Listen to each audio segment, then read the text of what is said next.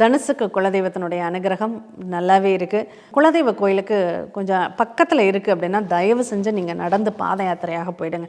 இல்லை ரொம்ப தொலைவாக இருக்குது அப்படின்னா அந்த பக்கத்தில் போயிட்டு ஒரு கிலோமீட்டருக்காவது நீங்கள் நடந்து போகிற மாதிரி வச்சுக்கோங்க.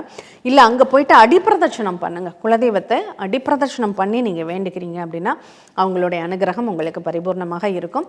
ஏன்னா இந்த காலகட்டங்களில் குலதெய்வ கோயிலுக்கு போக முடியாத சில சங்கடங்கள் சூழ்நிலைகள் அப்படிங்கிறதும் உங்களுக்கு ஏற்படக்கூடிய ஒரு அமைப்பில் இருக்குது.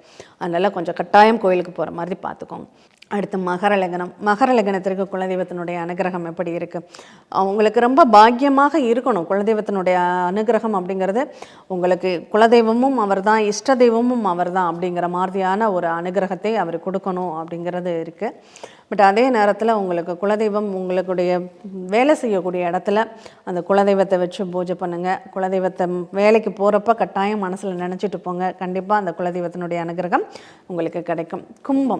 கும்ப லக்னத்தை பொறுத்தளவில் குலதெய்வத்தினுடைய நிகழ்வு அப்படிங்கிறது கொஞ்சம் மறைமுகமாக நீங்கள் போக முடியாத அல்லது உங்களை மறக்க வச்சிடும். குலதெய்வத்தையே நினைக்க வைக்காது, மறக்க வச்சிடும்.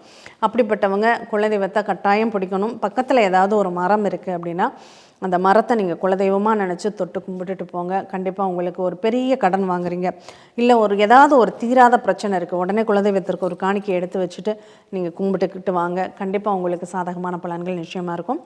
மீன லக்னத்திற்கு குலதெய்வத்தினுடைய அனுகிரகம் இப்போ எப்படி இருக்க போகுது அப்படின்னா, ஆமாம் குலதெய்வம் கோயிலுக்கு போனால் மட்டும் நமக்கு நல்லது நடந்துருதா, அந்த குலதெய்வம் பார்த்துக்கிட்டு தானே இருக்குது அப்படிங்கிற மாதிரி ஒரு மனசுக்குள்ளே ஒரு இயலாமை அப்படிங்கிறது வந்து ஒட்டிக்கும். அதுக்கு இடம் கொடுத்துடாதீங்க. அந்த ஆசுலேஷன் இருந்துக்கிட்டு தான் இருக்கும். பட் குலதெய்வம் தான் உங்களுக்கு ரொம்ப ரொம்ப இம்பார்ட்டண்டான ஒரு கிரகம். நீர்நிலைகளுக்கு அருகாமையில் ஏதாவது தெய்வங்கள் இருந்தாலும் நீங்கள் போய் அதை குலதெய்வமாக நினச்சி மனசார வழிபாடு செய்கிறீங்கன்னா அது கண்டிப்பாக உங்களுக்கு நன்மைகளை தரக்கூடியதாகவே இருக்கும்.